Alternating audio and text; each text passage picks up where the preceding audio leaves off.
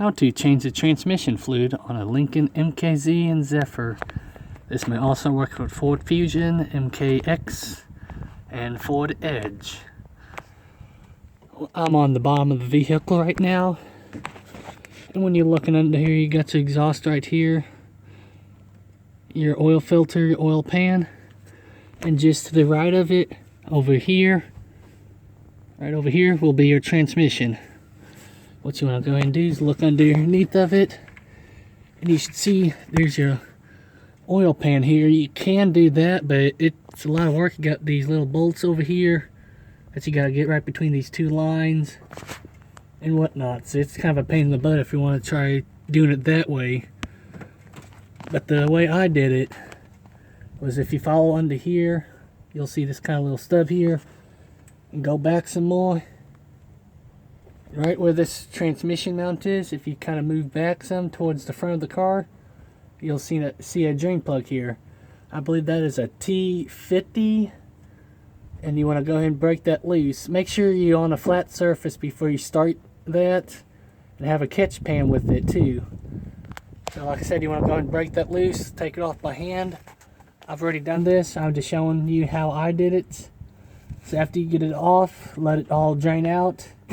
I like to wait till this little drips on it, and I clean the bolt there with the rag and paper towel, get all the old oil off of it, and if there's any shavings from the transmission, clean that off of the bolt there.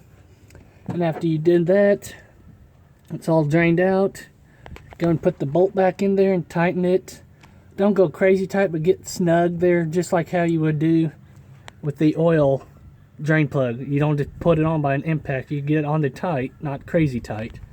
So it's just the same way with the transmission plug. So after you do that, so you want to go up to the top of the car. Sorry for all the movements. And right here where the battery is, you want to go back where the brake reservoir is. I don't know if you'll be able to see it too well, but right here, there's a little black dipstick here. That's where you want to fill it up also. So take the dipstick off. You want to have a funnel that will reach down to the plate thingy here, whatever you call that, where the dipstick goes in. There's a name for it, can't think of it off my head. But you want to put the funnel there. And with my car, that's what I call it, is just a drain and fill. So you drain out the old fluid and you fill it up with the new fluid. So when you do that, that only takes half of the fluid out. So after I got it all drained out, put the funnel cup on here, and mine took about 3 or 4 quarts. I believe it was 3.5 quart, but all vehicles are going to be a different how many capacity it can hold. So I believe mine was 3.5. So I put 3.5 bottles in there. Do not want to start the car while filling it up. You want to fill it up first. Therefore, when you do start the car, when it sucks up the fluid, it's got something to lubricate it. If you don't do that, you'll just run it dry, and that can be hard on the transmission. So I put about two quarts in there, then started it up and checked the level of it, because you don't want to underfill it and you don't want to overfill it. So after that, I checked the level of it. Before I checked the level, I cycled the gear from park, reverse, neutral, drive, and low. And every gear you want to wait for about a minute or so to make sure all the fluid's going towards that gear. Now I went back from low gear to drive, neutral, reverse, then park. I did that for a couple times to make sure all the fluid's at the gears there.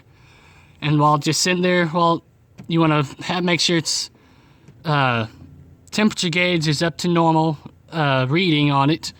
And you want to check the level of the oil of the transmission fluid.